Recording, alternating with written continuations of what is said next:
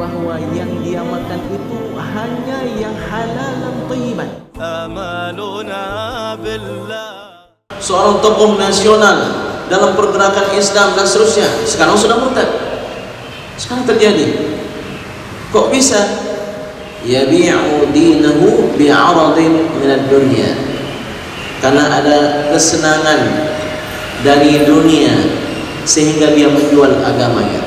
Bapak sekalian, dunia ini di sisi Allah tidak bernilai lebih daripada sebelah sayap nyamuk. Adakah sesuatu yang terbang yang lebih kecil daripada sayap nyamuk? Daripada nyamuk, nggak ada nyamuk yang paling kecil. Kalaupun ada, maka sebelah sayap nyamuk itu yang paling ringan. Bagaimana hadisnya? Sekiranya dunia ini berharga di sisi Allah Subhanahu wa taala dengan sebelah sayap nyamuk, Allah akan berikan makan dan minum kepada orang kafir. Tapi nyatanya apa yang terjadi?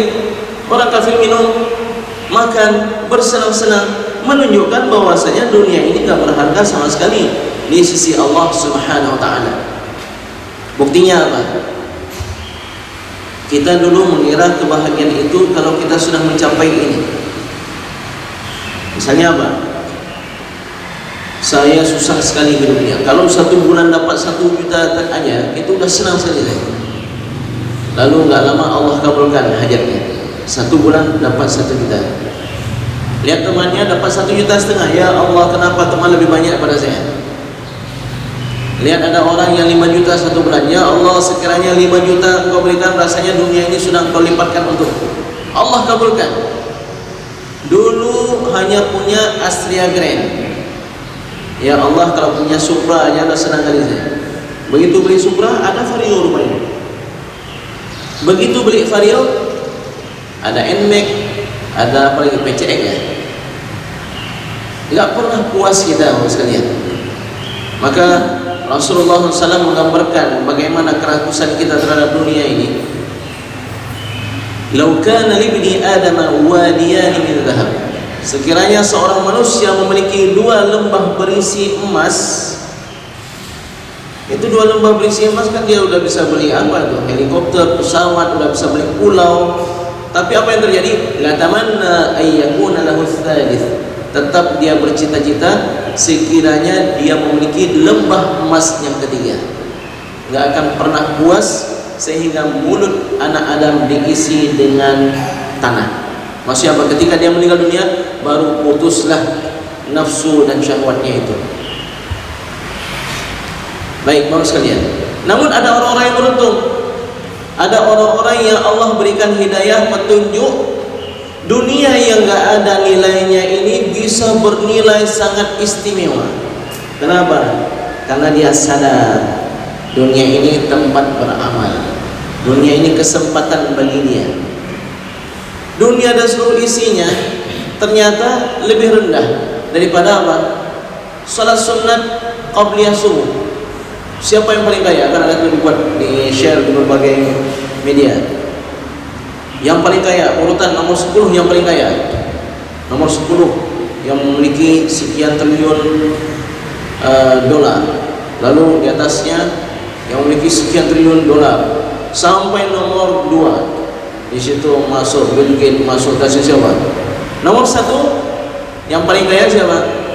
Anda yang melaksanakan 2 rakaat sunat subuh.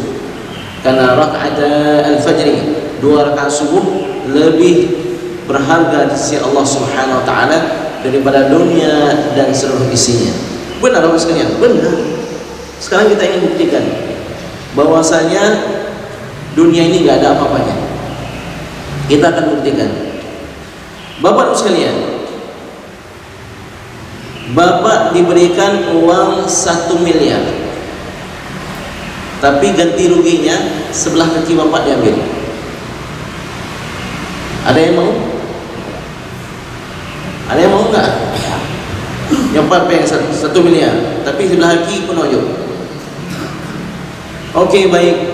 Tapi kan ada 1 triliun. Oke, 1 triliun, tapi penglihatan Bapak diambil. Ada yang mau? nggak ada yang mau. Berarti apa? Kita ini sebenarnya sangat kaya, cuman banyak kita nggak sadar bahwasanya kita ini kaya. Ya, kita nggak sadar sehingga kurang bersyukur. Hidup ini penuh dengan stres, penuh dengan tekanan, penuh dengan ini, itu dan seterusnya. Padahal kalau kita ingat nikmat Allah Subhanahu wa taala, sedikit-sedikit, sebentar-sebentar kita akan mengatakan alhamdulillah. Jalan bawa kereta, lihat orang naik sepeda, alhamdulillah. Sedang berjalan kaki, lihat orang bawa berjalan pakai tongkat, alhamdulillah. Melintasi rumah orang, ya Allah, dapurnya hampir roboh, alhamdulillah. Masalahnya apa? Masalahnya kita nggak pernah bertemu dengan orang-orang yang seperti itu. Yang kita pergi tempat real estate, pergi ke tempat villa-villa, ya Allah, kapan saya punya rumah kayak gini ya? Begitu lihat orang lain, sudah Innova Rilmon, ya, New Rimon, lihat CLV, lihat Alphard, ya Allah, kapan saya punya itu? Jadi hal tersebut membuat kita kurang bersyukur kepada Allah Subhanahu wa taala, sehingga kita kurang merasa kaya, padahal kita sangat kaya. Kesehatan tidak ternilai harganya, penglihatan, pendengaran, mulut, lidah, urat-urat saraf masih berfungsi. Masya Allah, tabarakallah. Belum lagi nikmat punya sahabat, punya kenalan, punya istri yang patuh, punya anak yang taat, yang berbakti kepada kita. Masya Allah, tabarakallah. Namun Bapak Ibu sekalian, benar kita perlu kepada harta. Harta bukan segala-galanya, tapi segala-galanya agak sulit tanpa harta. Iya kan? Karena kalau kurang harta nggak bisa bersedekah. Betul? Ternyata nggak betul juga. Datang sahabat-sahabat Nabi dari golongan fakir miskin. Ya Rasulullah, dhahaba ahlud duthur bil ujur. Orang-orang kaya banyak kali dapat pahala ya Rasulullah.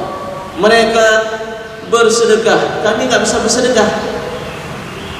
Rasulullah SAW bersabda kepada fakir dan miskin, apakah kalian tidak tahu bahwa tasbih yang kalian ucapkan bernilai sedekah? Tahmid yang kalian lakukan itu juga sedekah. Takbir yang kalian lakukan itu juga sedekah. Ucapan kalian itu adalah bernilai sedekah. Lalu sahabat-sahabat fakir miskin mereka memperbanyak zikir, memperbanyak tasbih, tahmid dan takbir. Tujuannya apa? Untuk menyaingi sedekah harta yang dilakukan oleh orang kaya. Ternyata hal ini sampai informasinya kepada orang-orang kaya di kalangan sahabat Nabi SAW. Mereka pun memperbanyak zikir. Lalu mereka melapor lagi kepada Nabi, ya Rasulullah, mereka bersedekah dan mereka juga berzikir. Apalagi ya Rasulullah, supaya kami bisa menyaingi mereka. Lihat para sahabat berlomba-lomba dalam melakukan kebaikan.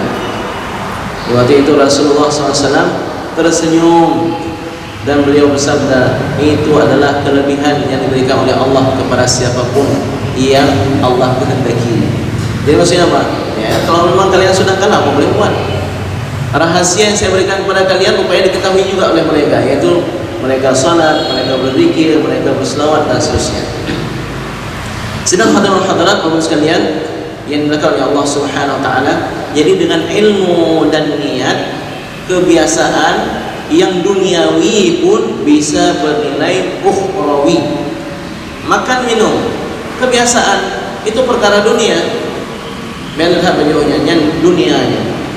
Ya, karena ada orang bilang, punyanya dunianya. Ya, baju punya tapi dunia sih. Anda makan minum juga dunia. Tapi orang yang punya ilmu dan punya niat, dunia bisa diubah menjadi nilai akhirat.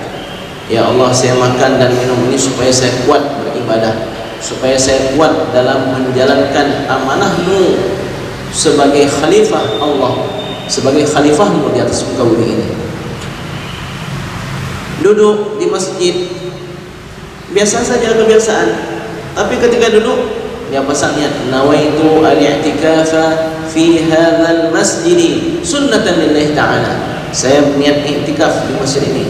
Setiap waktu yang kita lalui itu bernilai besar, orang sekalian. Setiap detik terhitung. Duduk kita kalau pasang niat i'tikaf. Tapi kalau kita nggak punya ilmunya, nggak punya ilmu untuk memasang niat i'tikaf, ya duduk seperti biasa. Punya ilmu tapi nggak punya keinginan, ya sama saja. Harus punya keinginan, harus punya ilmu. Jadi sedang hadirin sekalian, kalau kita tahu bahwasanya kita ini kaya, maka jangan sampai kita menjual agama kita dengan kemurahan dunia. Ini kita ingat sebaik-baiknya, dan juga kita tanamkan kepada anak dan istri kita. Karena fitnah makin lama makin gelap. Dulu nggak ada HP, sekarang ada HP. Dulu mulai ada email, ada Facebook. Dulu belum ada internet, adanya televisi. Ketika muncul televisi, fitnah muncul luar biasa. Kita kira fitnah televisi udah paling buruk, ternyata muncul fitnah internet. Kita kira kita sudah berat kali ini fitnahnya. Ini anak cucu kita akan menghadapi fitnah yang lebih dahsyat lagi. Jadi persis seperti yang Rasulullah SAW sabdakan, fitanan ka qita'il lailil muslim, seperti potongan-potongan malam yang makin lama makin gelap. Sadarkanlah diri dan diri keluarga kita supaya tidak terjerumus dalam lembah nista. Hadis yang lain, hadis yang diriwayatkan oleh Imam At-Tirmidzi dari Anas bin Malik, Rasulullah sallallahu alaihi wasallam bersabda, "Ya'ti 'alan nasi zamanun," akan tiba kepada manusia suatu zaman, suatu masa, as-sabiru fihim 'ala dinihi, orang yang sabar dari mereka terhadap agamanya, kal qabid 'alal jamr, seperti orang yang menggenggam batu bara. Batu bara sekalian. Apa yang terjadi? Kalau batu bara ini dilepas, mati dia. Dipegang, tangan terbakar. Mana yang harus kita lakukan? Agama ini kita lepas atau kita bakar, atau kita pegang tetap tapi tangan terbakar? Orang yang tidak punya keyakinan, yang tidak punya iman yang mantap, dia akan lepas. Panas sekali ini ya. Untuk apa ke masjid, lebih enak ke kafe-kafe, ngeband, ngerok dan seterusnya. Bagusnya lepasnya. Karena kalau saya ke masjid, dibilang sama kawan-kawan, oh alim kali ya, oh masya Allah hebat kali. Ya.